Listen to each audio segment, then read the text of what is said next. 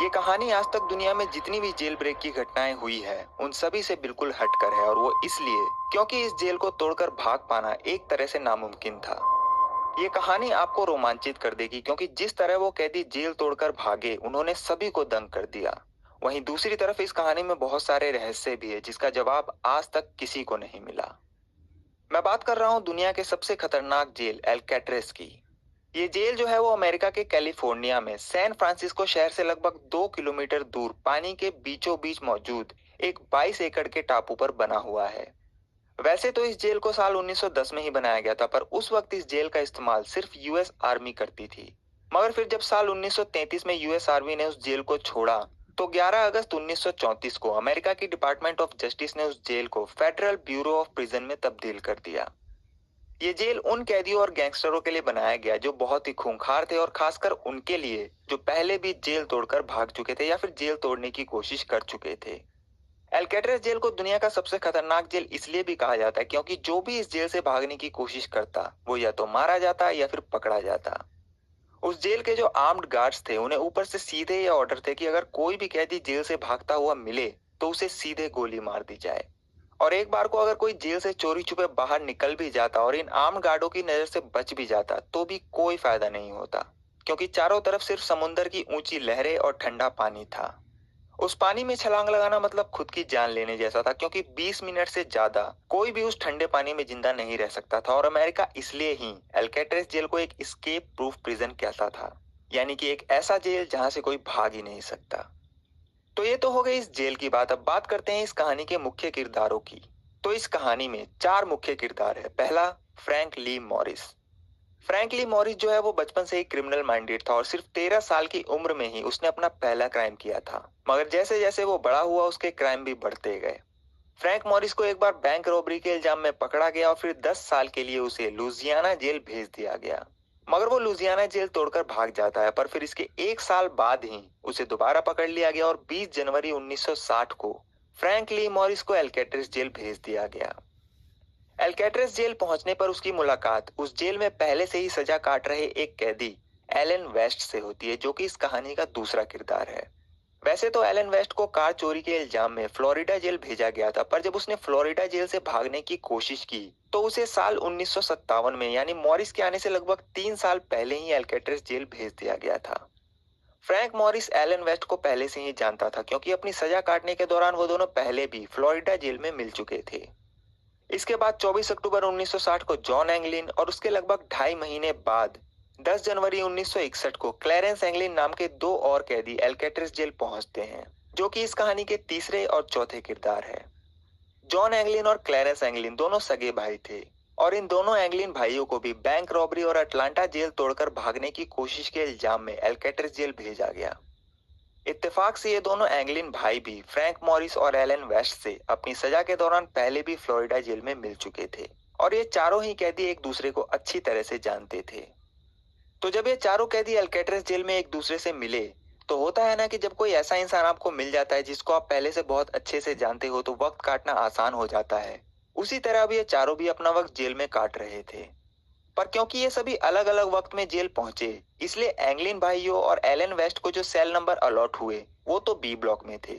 मगर जो cell number Frank Morris को मिला वो अलग ब्लॉक में था और इसी वजह से फ्रैंक मॉरिस इन तीनों से तभी मिल पाता जब वो जेल के टाइम टेबल के हिसाब से खाना खाने या फिर दूसरे काम करने बाहर आते। इसलिए सितंबर 1961 में फ्रैंक मॉरिस ने जेल अथॉरिटी से अपने सेल को बदलकर बी ब्लॉक में दूसरा सेल देने की अर्जी लगाई, जिसे कि मंजूर भी कर लिया गया और फिर फ्रैंक मॉरिस को भी बी ब्लॉक में ही एलन वेस्ट के बगल वाली सेल में भेज दिया गया। अब ये चारों एक ही ब्लॉक में आ गए, इसलिए अब दिन में कभी भी ये चारों एक दूसरे से बात कर लेते। एल्केट्रेस जेल में हर एक कैदी को अलग सेल में रखा जाता था और एक दिन में 13 बार उन कैदियों की गिनती की जाती थी। वैसे तो इस जेल के सभी नियम और सिक्योरिटी बहुत ही सख्त थे, पर फिर भी जेल में रह रहे कैदियों को सभी सुविधाएं दी जाती। जिनको पेंटिंग का शौक होता वो पेंटिंग करते, जिनको पढ़ने का शौक होता उनके लिए लाइब्रेरी में हजारों किताबें थी और जिनको म्यूजिक का शौक होता उन्हें बजाने के लिए म्यूजिक इंस्ट्रूमेंट भी दिए जाते। इसके अलावा उस जेल में रात को हर रोज 1 से 1.5 घंटे का म्यूजिक टाइम होता था, जिसमें कि ये सभी कैदी अपने अपने म्यूजिक इंस्ट्रूमेंट बजाते थे। फ्रैंक मॉरिस को भी म्यूजिक का शौक था, इसलिए उसने भी अपने लिए एक कॉन्सर्टीना ले रखा था जिसे कि वो म्यूजिक टाइम में बजाता था। जेल में आपको तो पता ही होगा कि कैदियों से अलग अलग काम करवाए जाते हैं ताकि वो बोर ना हो और कुछ पैसे भी कमा सके। तो जो फ्रैंक मॉरिस था उसे लाइब्रेरी में काम मिल गया, क्लैरेंस एंगलिन को कैदियों के बाल काटने का काम दिया गया और जो एलन वेस्ट था उसके ऊपर पूरे बी ब्लॉक की साफ सफाई और सेल की पेंटिंग वगैरह की जिम्मेदारी थी। इसी दौरान एक बार हुआ ये कि जब एलन वेस्ट बी ब्लॉक के सेल के ऊपर साफ सफाई कर रहा था तो उसकी वजह से ऊपर से बहुत सारी धूल मिट्टी नीचे गिरने लगी, जिसकी वजह से वहां के जो गार्ड थे उन्होंने उसे नीचे बुलाया और कहा कि सही से काम करो। तो उसने कहा कि अगर ऊपर की साफ सफाई होगी तो धूल मिट्टी तो नीचे आएगी ही, पर अगर वहां एक पर्दा लगा दिया जाए तो धूल नीचे नहीं गिरेगी। उसके बाद ये बात जेल अथॉरिटी तक पहुंची तो उन्होंने उस जगह पर पर्दा लगाने की इजाजत दे दी और अब उस पर्दे की वजह से ऊपर की धूल नीचे नहीं गिरती। उसके बाद धीरे धीरे वक्त बीता और जून 1962 आ गया। 12 जून 1962 की सुबह 7:15 पर रोज की तरह कैदियों को उठाने के लिए जेल का अलार्म बजाया जाता है और फिर इसके बाद रूटीन के हिसाब से सभी कैदियों की गिनती शुरू होती है। वहां के गार्ड कैदियों को गिनते गिनते पहले तो एलन वेस्ट के सेल के पास पहुंचते हैं, तो एलन वेस्ट उन्हें अपने सेल में खड़ा मिलता है। उसके बाद वो गार्ड एलन के बगल वाले सेल में जाते हैं जो कि फ्रैंक मॉरिस का था, तो वो देखते हैं कि फ्रैंक मॉरिस अभी भी सो रहा है। उसके बाद वो गार्ड फ्रैंक मॉरिस को उठने के लिए बोलते हैं मगर वो नहीं उठता। गार्ड मॉरिस को कई बार आवाज लगाते हैं पर मॉरिस तब भी नहीं उठता। इस बात पर गार्ड को बहुत गुस्सा आता है तो वो गार्ड अपना हाथ फ्रैंक मॉरिस के सेल में डालता है और जोर से उसके सर पर मारता है। जैसे ही वो गार्ड मॉरिस के सर पर मारता है मॉरिस का सर बिस्तर से लुढ़क कर नीचे गिर जाता है। ये देखते ही गार्ड की हालत खराब हो जाती है और वो डर कर पीछे हो जाता है। मगर फिर इसके बाद जब वो मॉरिस के गिरे हुए सर को ध्यान से देखता है तो उसे कुछ गड़बड़ नजर आती है। उसके बाद वो उस सर के करीब जाता है तो वो फिर से चौंक जाता है क्योंकि जो सर नीचे पड़ा था वो कोई असली सर नहीं बल्कि एक डमी यानी पुतला था। उसके बाद वो फौरन अपनी सीटी बजाना शुरू कर देता है और फिर जेल के और भी गार्ड्स वहां इकट्ठा हो जाते हैं। फिर जब वो गार्ड थोड़ा और आगे बढ़े तो उन्होंने देखा कि दो और सेल के कैदी अभी भी सो रहे हैं और जब उनका सर भी हिलाया गया तो वो भी नकली सर निकला और ये दोनों सेल जॉन और क्लैरेंस एंगलिन के थे। इसका मतलब ये था कि फ्रैंक मॉरिस और एंगलिन भाई इस जेल को तोड़कर भाग चुके हैं। उसके बाद अल्केट्रेस जेल में पहली बार सायरन बजाया जाता है जो कि आज से पहले कभी नहीं बजाया गया क्योंकि आज तक कोई भी कैदी इस जेल से भाग ही नहीं पाया था। पर ऐसा नहीं है कि इससे पहले किसी ने उस जेल से भागने की कोशिश नहीं की, बल्कि इससे पहले 31 कैदी अलग अलग खेप में 12 बार उस जेल से भागने की कोशिश कर चुके थे। मगर इन सभी 31 कैदियों में से 21 को पकड़ लिया गया, 6 को गोली मार दी गई और 2 कैदी पानी में डूबकर मर गए। इसके अलावा 2 कैदियों को मौत की सजा सुनाई गई और उन्हें गैस चैम्बर में डालकर मौत दी गई क्योंकि उन दोनों कैदियों ने जेल से भागने के दौरान 2 गार्डों की हत्या कर दी थी। पर साल 1934 में जेल खुलने के बाद ये पहली बार हुआ था कि कोई कैदी जेल तोड़कर भाग गया हो और किसी को कानों कान खबर तक नहीं लगी। फिर जब ये खबर अल्केट्रेस जेल के जेलर तक पहुंची तो जेलर के भी हाथ पैर फूल गए क्योंकि जिस जेल को खासकर इसलिए बनाया गया था कि उसमें से कोई भाग नहीं सके और फिर भी अगर कोई कैदी वहां से भाग जाए तो आप उस जेलर की हालत समझ सकते हैं। खैर इसके बाद फौरन उस पूरे जेल और टापू का कोना कोना छान मारा गया मगर उन तीनों में से कोई भी नहीं मिला। उसके बाद फ्रैंक मॉरिस और एंगलिन भाइयों के सेल को खंगाला गया तो वहां पर एक और चौंकाने वाली चीज मिली। उन्होंने देखा कि उन तीनों के सेल के पीछे की जो दीवार है उसमें नीचे की तरफ एक बड़ा सा सुराख है और वो सुराख इतना बड़ा था कि कोई भी इंसान उसमें से बड़ी ही आसानी के साथ आर पार हो सकता था। फिर वहां के गार्डों ने बाकी के कैदियों के सेलों को भी खंगालना शुरू किया और जब वो गार्ड एलन वेस्ट के सेल में पहुंचे तो उन्होंने देखा कि उसके सेल के पीछे भी ठीक वैसा ही सुराख है जैसा कि फ्रैंक मॉरिस और एंगलिन भाइयों के सेल में था। उसके बाद एलन वेस्ट को उठाया गया और पूछताछ शुरू की गई। पहले तो उसने नानुकुर किया मगर जब जेल अथॉरिटी ने उससे कहा कि अगर वो सरकारी गवाह बन जाए तो उसे जेल से भागने की कोशिश में जो सजा मिलनी है उसे माफ कर दिया जाएगा, तो एलन ने भी सोचा कि वो पकड़ा तो जा चुका है और अब उसके पास कोई रास्ता भी नहीं है, इसलिए एलन ने पूरी कहानी उनके सामने रख दी। और पूरी कहानी ये थी कि जब 2 साल पहले जनवरी 1960 में फ्रैंक मॉरिस अल्केट्रेस जेल आया तो शुरू से उसके दिमाग में यह था कि उसे इस जेल को तोड़कर भागना है। उसके बाद उसकी मुलाकात एलन वेस्ट से होती और फिर जॉन और क्लैरिस एंगलिन से। क्योंकि मॉरिस एलन और एंगलिन भाइयों को पहले से ही जानता था इसलिए वो उन्हें भी अपना प्लान बताता है और उन तीनों को भी अपने प्लान में शामिल कर लेता है। इसके बाद ये लोग अल्केट्रेस जेल से बाहर निकलने का तरीका ढूंढने लगे।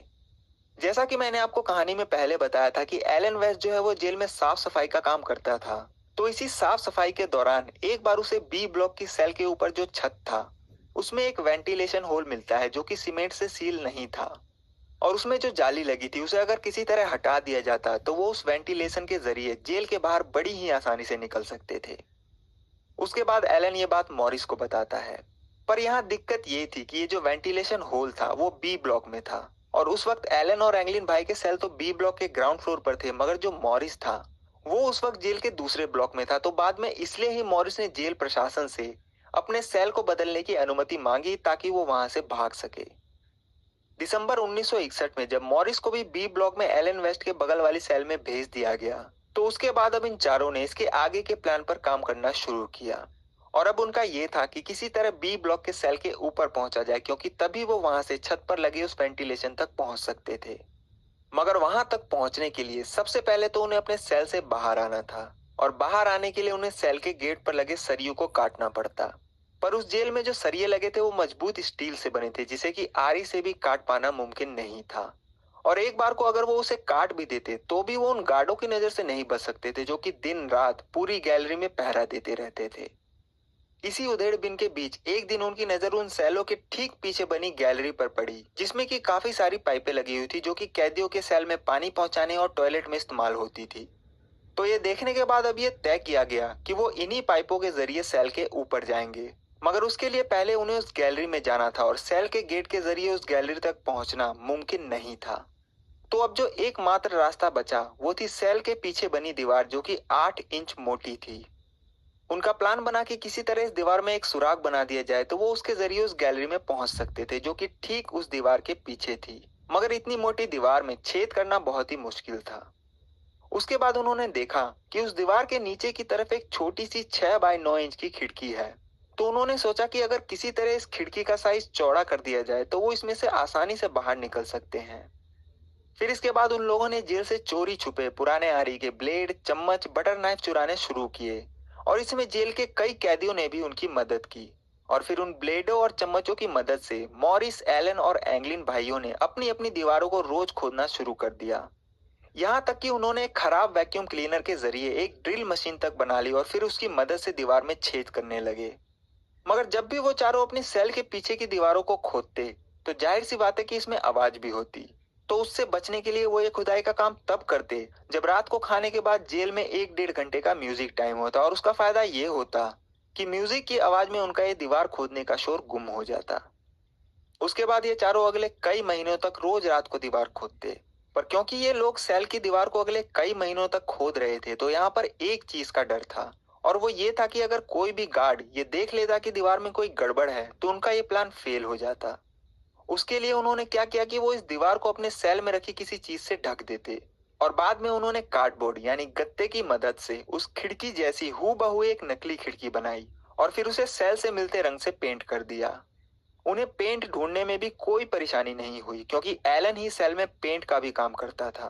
तो उसी पेंट से उन्होंने उस गत्ते को भी रंग दिया। अब उन्हें जब भी दीवार खोदनी होती तो वो उस गत्ते को हटाते और फिर काम होने के बाद उसे वापस चिपका देते, और दूर से देखने में वो हूबहू असली खिड़की जैसी लगती। खैर कुछ महीनों बाद एक एक कर इन चारों ने अपने सेल के सुराग को इतना चौड़ा कर लिया था कि वो अब इस सेल से आराम से बाहर निकल सकते थे। अब वो उस सेल से तो बाहर निकल जाते और फिर गैलरी में पहुंचकर पाइप के जरिए ऊपर भी आ जाते, और फिर छत की वेंटिलेशन होल के जरिए जेल के बाहर ऊपर छत पर भी पहुंच जाते। मगर उसके बाद जो सबसे बड़ी दिक्कत थी वो था एल्केट्रेस जेल के चारों तरफ का समुंदर। पर उसके लिए फ्रैंक मॉरिस के पास पहले से ही एक प्लान था, और वो प्लान ये था कि वो रेनकोट के जरिए रबड़ की एक ऐसी नाव बनाएंगे जिसमें कि हवा भरकर और फिर उसमें बैठकर उस समुंदर को पार कर सके। और इस नाव का आइडिया उसे तब आया जब वो जेल की लाइब्रेरी में काम कर रहा था। वहां पर मॉरिस को पॉपुलर मैकेनिक नाम की एक मैगजीन मिली थी जिसमें कि ये बताया गया था कि कैसे रेनकोट के जरिए लाइफ जैकेट और नाव बनाई जाए। उसके बाद उन लोगों ने जेल से रेनकोट चुराने शुरू किए, और इसमें भी कई कैदियों ने उनकी मदद की, और इस दौरान उन्होंने एल्केट्रेस जेल से लगभग 50 से भी ज्यादा रेनकोट चुराए। अब रेनकोट तो उन्हें मिल गए, मगर फिर दिक्कत ये आई कि इनको रखे कहाँ और फिर नाव कहाँ बनाए, क्योंकि अगर वो ये काम अपने सेल में करते तो किसी न किसी की नजर में आ जाते। उसके बाद ये डिसाइड हुआ कि वो ये काम सेल के ऊपर जो खाली जगह है वहां पर करेंगे। मगर सेल के ऊपर भी उसके ठीक सामने एक गार्ड 24 घंटे पहरा देता था, और अगर वो ये काम वहां करते तो भी पकड़े जाते। तो अब क्या किया जाए? फिर उन्होंने दिमाग लगाना शुरू किया और जैसा कि मैंने आपको कहानी में पहले बताया था कि एक दिन जब एलन वेस्ट सेल के ऊपर की सफाई कर रहा था तो उसकी वजह से बहुत सारी धूल मिट्टी नीचे गिरने लगी थी। दरअसल एलन जानबूझ के वो मिट्टी ऊपर से नीचे गिरा था ताकि उसे वहां पर पर्दा लगाने की इजाजत मिल जाए।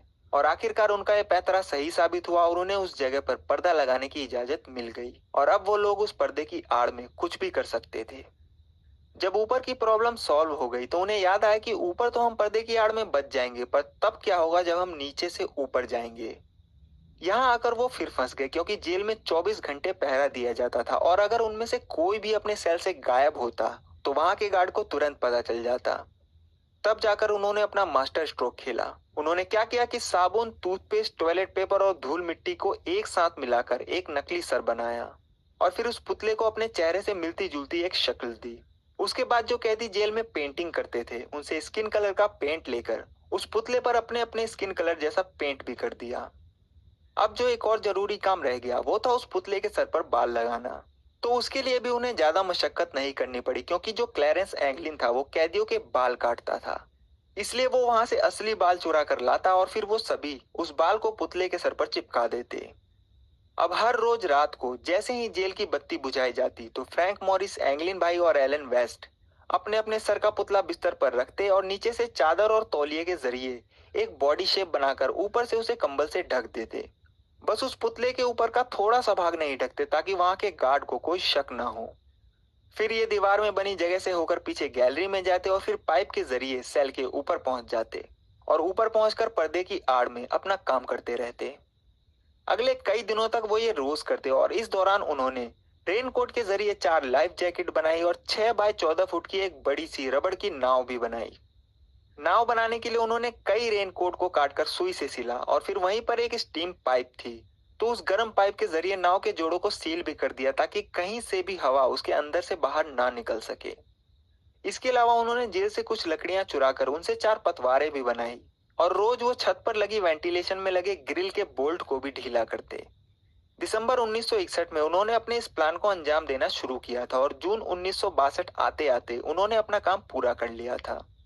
इन 6 महीनों में उन्होंने दीवार में छेद किया, अपने चेहरे का पुतला बनाया, लाइफ जैकेट बनाई और एक बड़ी सी नाव भी बनाई। उसके बाद जब सब कुछ कंप्लीट हो गया तो जो दिन उन्होंने उस जेल से भागने का चुना वो था 11 जून 1962।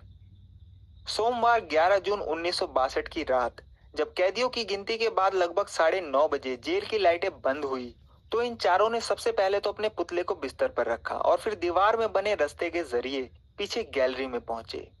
मगर जो एलन वेस्ट था उसने अपनी दीवार की खिड़की को जो सीमेंट से सील किया था वो सख्त हो गया था और गलती से उसने उसे सील करने के लिए कुछ ज्यादा ही सीमेंट इस्तेमाल कर लिया था। मगर फिर भी वो किसी तरह उसे हटाने में लगा हुआ था और उस दीवार के पीछे से एंगलिन भाई भी उस खिड़की को हटाने में उसकी मदद कर रहे थे। पर वक्त धीरे धीरे गुजर रहा था इसलिए वो तीनों एलन से कहते हैं कि इतने हम बाकी की तैयारी करते हैं उतने तुम ये खिड़की हटाकर ऊपर आ जाना। उसके बाद फ्रैंक मॉरिस और एंगलिन भाई पाइप से ऊपर चले गए और फिर छत की वेंटिलेशन की ग्रिल को हटाया और ऊपर छत पर आ गए। उन्होंने छत पर भी काफी देर तक एलन का इंतजार किया मगर जब काफी देर तक भी वो नहीं आया तो वो तीनों जेल की छत से होते हुए छत के कोने पर पहुंचे और फिर एक 50 फीट की पाइप के जरिए ऊपर से नीचे आए। उसके बाद वो दो 12-12 फुट के ऊंचे लोहे के तारों से बने घेरे को पार कर चोरी छुपे समुंदर तक पहुंच गए। फिर मॉरिस ने अपना कॉन्सर्टीना निकाला और अब उसका असली इस्तेमाल शुरू किया। दरअसल मॉरिस ने वो कॉन्सर्टीना खासकर इसलिए बजाना शुरू किया था ताकि बाद में वो उसके जरिए नाव में हवा भर सके। तो कॉन्सर्टीना के जरिए उस रबड़ की बोट में हवा भरने के बाद उन्होंने नाव को समंदर में उतार दिया और वो तीनों भी एक एक कर उसमें सवार हो गए। इधर एलन भी किसी तरह दीवार की खिड़की हटाने में कामयाब हो जाता है। उसके बाद वो ऊपर आता है तो उसे वहां पर एक लाइफ जैकेट और एक पतवार मिलती है जो कि इन तीनों ने एलन के लिए ही छोड़ा था। फिर वो लाइफ जैकेट और उस पतवार को लेकर ऊपर छत पर पहुंचता है मगर तब तक बहुत देर हो चुकी थी क्योंकि फ्रैंक मॉरिस, जॉन एंगलिन और उसका छोटा भाई क्लैरेंस एंगलिन नाव में बैठकर समुद्र में गायब हो चुके थे। इसलिए लास्ट में एलन को अपने सेल में वापस आना पड़ता है और फिर उसके बाद अगली सुबह जो कुछ भी हुआ वो आप सभी को मालूम ही है। एलन से पूरी कहानी सुनने के बाद पूरी जेल अथॉरिटी दंग रह गई कि कैसे ये चारों उनकी नाक के नीचे अपने प्लान को अंजाम देते रहे और उन्हें भनक तक नहीं लगी। खैर उसके बाद उन्होंने फौरन अपने खोजी बेड़े पूरे टापू और समुंदर में भेज दिए। उस टापू का कोना कोना छान मारा गया। उस टापू पर जो छोटी छोटी गुफाएं थी उनमें भी देखा गया उसके बाद समुद्र में भी दूर दूर तक उन्हें ढूंढा गया। आसमान में हेलीकॉप्टर के जरिए भी समुद्र की खाक छानी गई। मगर जब जेल के गार्ड, कोस्टल गार्ड और लोकल पुलिस को कोई सुराग नहीं मिला, तब अमेरिका की सबसे बड़ी और मशहूर agency federal bureau of investigation यानी एफबीआई को भी इसमें शामिल कर लिया गया। जब एफबीआई को यह कहानी पता चली तो वो भी फ्रैंक मॉरिस और उनके साथियों का फुल प्रूफ प्लान सुनकर दंग रह गई। उसके बाद एफबीआई ने इकलौते गवाह एलन वेस्ट से समुद्र में जाने के बाद उनका क्या प्लान था उसके बारे में पूछा, तो एलन ने बताया कि वहां से निकलने के बाद उनका ये प्लान था कि वो वहां से सबसे पहले एंजल टापू पर जाएंगे, जो कि अल्केट्रेस जेल से लगभग 3 किलोमीटर दूर था। उसके बाद वो वहां से लगभग आधा मील और दूर जाकर शहर में दाखिल होंगे। फिर वहां से एक कार और अपने लिए कपड़े चुराएंगे और हमेशा के लिए देश छोड़कर भाग जाएंगे। एलन की ये बात सुनने के बाद एफबीआई ने भी अब पूरे जोरों शोरों से तीनों कैदियों की तलाश शुरू कर दी। उन्होंने पूरा एंजल टापू खंगाल मारा, पर उन्हें भी वहां कोई सुराग नहीं मिला। देखते ही देखते ये खबर पूरे अमेरिका में फैल गई और इस खबर ने पूरे अमेरिका में भूचाल मचा दिया, क्योंकि एक ऐसा जेल जिसे कि कहा जाता था कि कोई तोड़ नहीं सकता और जिस अल्केट्रेस जेल को अमेरिका एस्केप प्रूफ कहता था, उस जेल को तोड़कर 3 कैदी फरार हो चुके थे, जो कि बहुत ही शर्म की बात थी। खैर, इधर उनके भागने के 2 दिन बाद यानी 13 जून 1962 को एफबीआई को एक पतवार मिलती है, जो कि अल्केट्रेस जेल और एंजल टापू के बीच समुद्र में तैर रहा था। और वो पतवार बिल्कुल ठीक वैसी ही थी जैसी कि वो तीनों एलन के लिए छोड़कर गए थे। इसका मतलब था कि ये उन्हीं पतवारों में से एक पतवार थी जो वो तीनों लेकर समुद्र में उतरे थे। फिर उसके अगले ही दिन यानी 14 जून 1962 को एफबीआई को एंजल टापू के पास समुद्र में तैरता हुआ एक छोटा सा बैग मिलता है, और वो बैग उसी रेनकोट से बना था जो उन्होंने जेल से चुराया था। उस बैग के अंदर से एफबीआई को एंगलिन भाइयों के परिवार की 88 फोटो मिलती है। इसके अलावा उस बैग में से कुछ कागज भी मिलते हैं जिन पर कुछ एड्रेस लिखे थे। इसके बाद ये खोजबीन ऐसे ही चलती रही और अगले 10 दिनों के अंदर एफबीआई को समुद्र में अलग अलग जगह से वो तीनों लाइफ जैकेट भी मिल गई, जो उस रात फ्रैंक मॉरिस, जॉन एंगलिन और क्लैरेंस एंगलिन ने पहने थे। मगर इसके बाद एफबीआई को ना तो वो कैदी मिले, ना उनकी लाश, और ना ही वो नाव जिसे लेकर वो तीनों भागे थे। उसके बाद ये इन्वेस्टिगेशन अगले कई महीनों तक चलती रही और अक्टूबर का महीना आ गया। अक्टूबर 1962 में नॉर्वे का एक मालवाहक जहाज जिसका नाम एसएस नॉरफेल था, उसके क्रू मेंबर ने एफबीआई को बताया कि 17 जुलाई 1962 को यानी इस जेल ब्रेक के लगभग 1 महीने बाद जब उनका जहाज गोल्डन गेट ब्रिज के पास से गुजर रहा था, तो उन्होंने देखा कि समुद्र में एक लाश तैर रही थी और उस लाश ने बिल्कुल अल्केट्रेस जेल के कैदियों जैसे कपड़े पहन रखे थे। मगर उस वक्त उनका ये जहाज कनाडा जा रहा था और वो वहां पहुंचने में बिल्कुल भी लेट नहीं होना चाहते थे, इसलिए वो वहां नहीं रुके। पर जब वो वापस आए तो उन्होंने ये खबर एफबीआई को दी। एफबीआई को जैसे ही ये खबर मिली, उन्होंने तुरंत उस जहाज के क्रू मेंबर से पूछताछ की और उस लोकेशन पर पहुंची जहां उन्होंने वो लाश देखी थी। वो लोकेशन गोल्डन गेट ब्रिज से तकरीबन 28 किलोमीटर दूर उत्तर पश्चिम की तरफ थी। उसके बाद उस पूरे एरिया में कई किलोमीटर आगे पीछे दाएं बाएं ढूंढा गया, मगर उन्हें कोई लाश नहीं मिली और शायद मिलती भी नहीं, क्योंकि इस बात को लगभग 3 महीने से भी ज्यादा हो चुके थे। हाँ, अगर उस जहाज के क्रू मेंबर उसी दिन यानी 17 जुलाई 1962 को इसकी खबर दे देते, तो हो सकता था कि उनके बारे में कुछ पता चल जाता। इधर होता यह है कि इस जेल ब्रेक के लगभग 9 महीने बाद ही अल्केट्रेस जेल को बंद करना पड़ा, क्योंकि इस जेल को चलाने के लिए दूसरे जेलों के मुकाबले 3 गुना ज्यादा खर्च होता था। इसके अलावा समुद्र के खारे पानी और हवाओं की वजह से भी जेल की दीवारें बहुत ही जर्जर हो गई थी, जिसके मेंटेनेंस में लगभग 3 से 5 मिलियन डॉलर का खर्च आता। और अगर इतने खर्चे के बाद भी कैदी वहां से भाग जाए तो उसका कोई फायदा नहीं था। इसलिए इन सब चीजों को देखते हुए attorney general Robert F Kennedy ने इस जेल को बंद करने का ऑर्डर दिया और 21 मार्च 1963 को अल्केट्रेस जेल को हमेशा के लिए बंद कर दिया गया और बाकी के कैदियों को दूसरे जेलों में शिफ्ट कर दिया गया। उधर एफबीआई भी पूरी जी जान से इन तीनों को ढूंढने में लगी थी, मगर उन्हें कोई सुराग नहीं मिल रहा था। पर फिर जनवरी 1965 में एफबीआई को एक बड़ा क्लू मिलता है। दरअसल एफबीआई को अपने मुखबिरों के जरिए ये खबर मिलती है कि एंगलिन भाइयों को ब्राजील के एक क्लब में देखा गया है। ये खबर मिलते ही एफबीआई फौरन अपनी एक टीम ब्राजील भेजती है और अगले कई दिनों तक उनकी छानबीन करती है, मगर उन्हें वहां से भी कोई जानकारी नहीं मिलती। उसके बाद एफबीआई अगले कई सालों तक इनकी तलाश में लगी रही। मॉरिस और एंगलिन भाइयों के परिवार से पूछताछ करती रही, उनकी जासूसी करती रही, उनके फोन टैप किए गए, मगर एफबीआई को इसके बाद भी इन तीनों के बारे में कोई सबूत नहीं मिला। और आखिरकार इस जेल ब्रेक के 17 साल बाद 31 दिसंबर 1979 को एफबीआई ने अपनी हार मानी और ये कहते हुए केस क्लोज कर दिया कि उस रात जेल से भागने के बाद इन तीनों की मौत हो गई, क्योंकि उन्होंने जो बोट बनाई थी वो इतनी मजबूत नहीं थी कि समुंदर की लहरों को झेल सके। इसलिए वो सभी पानी में डूब गए होंगे, और एक बार को अगर उन्होंने तैरकर भी समुंदर को पार करने की कोशिश की होगी तो भी वो नहीं बच सकते, क्योंकि समुंदर का पानी इतना ठंडा था कि उनका बच पाना नामुमकिन था। इसके अलावा एलन वेस्ट ने बताया था कि वहां से निकलने के बाद वो एक कार और कपड़े चुराएंगे, मगर उस रात कहीं भी कोई कार चोरी नहीं हुई। इसलिए एफबीआई ने यूएस मार्शल सर्विस को ये केस सौंपते हुए अपने रिकॉर्ड से ऑफिशियली इस केस को हमेशा के लिए बंद कर दिया। मगर एफबीआई की इस बात पर किसी ने विश्वास नहीं किया कि उस रात वहां से भागने के बाद उनकी मौत हो गई, और दुनिया की सबसे बड़ी इन्वेस्टिगेशन एजेंसी एफबीआई की जांच पर भी सवालिया निशान उठाए गए, क्योंकि ना तो एफबीआई को कभी उनमें से किसी की लाश मिली और ना ही कोई ऐसा सबूत जो उनको मुर्दा साबित कर सके। इसके अलावा तब से लेकर अब तक बीच बीच में कई ऐसी घटनाएं और सबूत दुनिया के सामने आते रहे, जिसकी वजह से कोई भी ये मानने को तैयार ही नहीं हुआ कि उस रात उन तीनों की मौत हो गई थी। तो अब ये सवाल आता है कि अगर उस रात फ्रैंक मॉरिस और एंगलिन भाइयों की मौत नहीं हुई तो जेल से निकलने के बाद आखिरकार उनका क्या हुआ। तो इसको लेकर दो थ्योरी आई। पहली थ्योरी ये आई कि उस रात वहां से निकलने के बाद उन्होंने ठीक वैसा ही किया जैसा कि एलन वेस्ट ने एफबीआई को बताया था।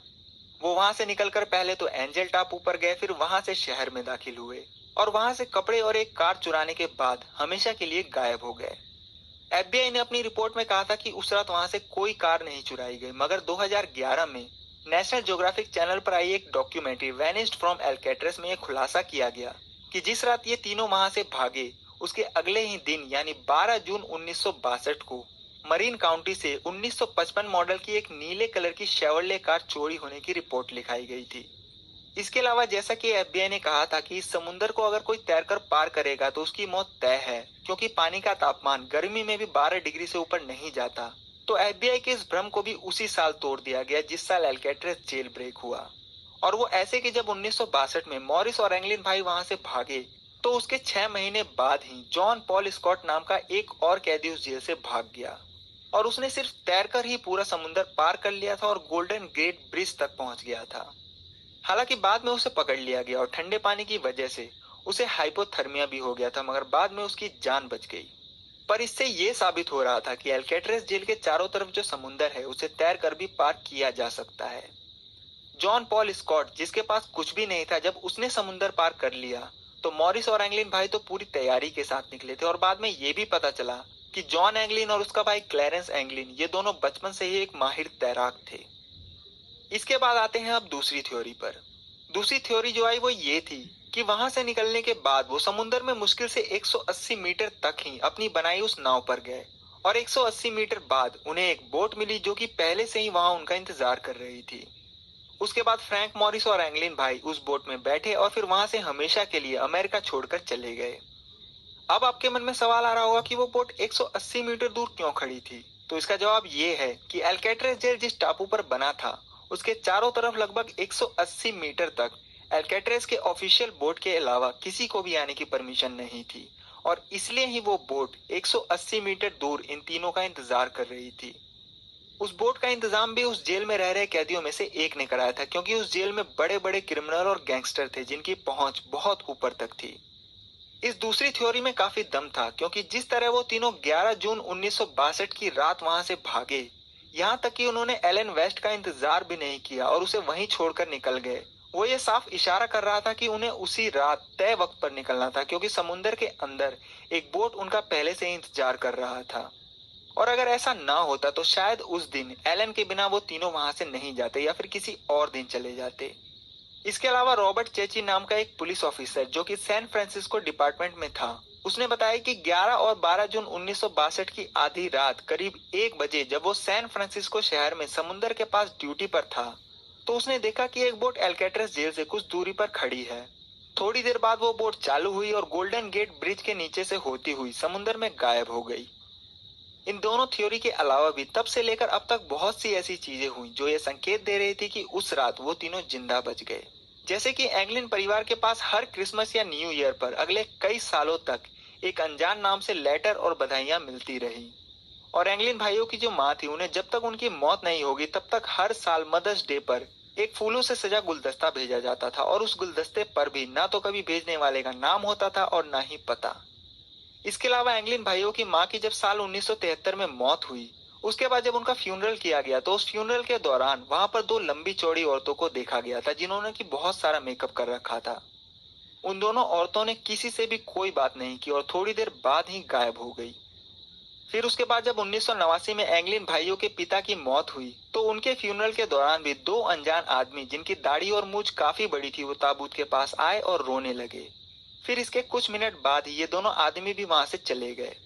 जॉन और क्लैरेंस एंगलिन के एक भाई जिनका नाम रॉबर्ट एंगलिन था, उनके हिसाब से वो दो औरतें जो उनकी माँ के फ्यूनरल के वक्त आई थी और जो दो दाढ़ी वाले इंसान उनके पिता के फ्यूनरल के वक्त आए थे, वो जॉन और क्लैरेंस एंगलिन ही थे और उन्होंने पुलिस से बचने के लिए अलग भेष बनाया था।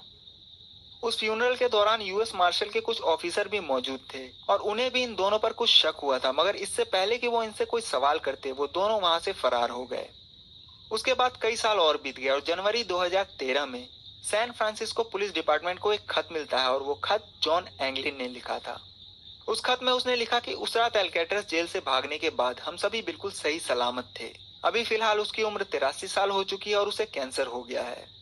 उसके बाद जॉन ने लिखा कि अक्टूबर 2008 में फ्रैंक मॉरिस की मौत हो गई और उसका छोटा भाई क्लैरेंस एंगलिन भी 2011 में मर गया।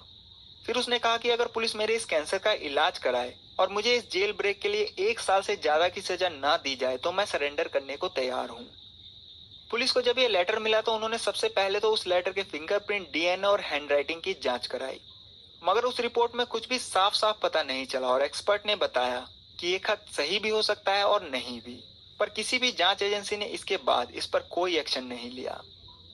फिर इसके 2 साल बाद 2015 में हिस्ट्री चैनल पर एक डॉक्यूमेंट्री आई और उस डॉक्यूमेंट्री में फ्रेड ब्रिजी नाम का एक शख्स जो एंगलिन भाइयों का एक बहुत अच्छा दोस्त था, उसने बताया कि वो साल 1975 में ब्राजील के रियो डे जनेरियो में इन दोनों एंगलिन भाइयों से मिला था और सबूत के तौर पर उसने दोनों को एक फोटो भी दिखाई जो कि उसी वक्त उसने ली थी। उस फोटो में दोनों एंगलिन भाई एक साथ एक खेत में खड़े दिखाई दे रहे थे।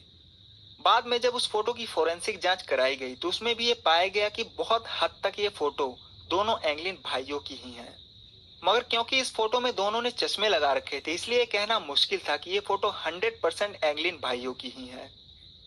तो कुल मिलाकर आज 2022 में एल्केट्रस जेल ब्रेक को हुए लगभग 60 साल हो गए हैं, मगर ये केस आज भी एक पहेली है। एफबीआई के हिसाब से उनकी मौत उसी रात हो गई, मगर बाकी की थ्योरी और बीच बीच में आए सबूतों और उस लेटर के हिसाब से देखा जाए तो वो तीनों साल 2008 तक जिंदा थे। एफबीआई ने तो ये केस बंद कर दिया, पर यूएस मार्शल्स डिपार्टमेंट में ये केस आज भी ओपन है। आज अगर उनमें से कोई भी जिंदा होगा तो उसकी उम्र 90 के पार होगी, इसलिए यूएस मार्शल्स डिपार्टमेंट उन तीनों की उम्र के हिसाब से फोटो को प्रोसेस कर आज भी उनकी तलाश कर रही है। ये तलाश तब तक चलती रहेगी जब तक कि वो या फिर उनकी लाश नहीं मिल जाती, या फिर तब तक जब तक कि इन सभी की उम्र 100 साल की नहीं हो जाती। इस एल्केट्रस जेल के बंद होने के बाद साल 1973 में इसे पब्लिक के लिए खोल दिया गया और आज भी रोज 2,500-3 हजार लोग पूरी दुनिया से इस जेल को देखने पहुंचते हैं। एल्केट्रस जेल ब्रेक के बाद इसके ऊपर कई किताबें लिखी गई, कई डॉक्यूमेंट्री बनाई गई और कई फिल्में भी बनी, मगर आज भी कोई ये पुख्ता तरीके से नहीं कह सकता कि उस रात जेल से भागने के बाद फ्रैंकलिन मॉरिस, जॉन एंगलिन और क्लैरेंस एंगलिन के साथ क्या हुआ था। आज की कहानी थोड़ी लंबी हो गई, मगर मुझे उम्मीद है कि इस कहानी ने आपको जरूर रोमांचित किया होगा। ये कहानी सुनने के बाद आप लोगों के दिमाग भी चलने लगे होंगे और आपके मन में भी कई थ्योरी बन रही होगी। तो आपके हिसाब से उस रात वहां से भागने के बाद उन तीनों का क्या हुआ होगा, अपनी राय कमेंट बॉक्स में जरूर लिखे। तो आज की कहानी में बस इतना ही। मुझे उम्मीद है कि आप लोगों को मेरी जानकारी जरूर पसंद आई।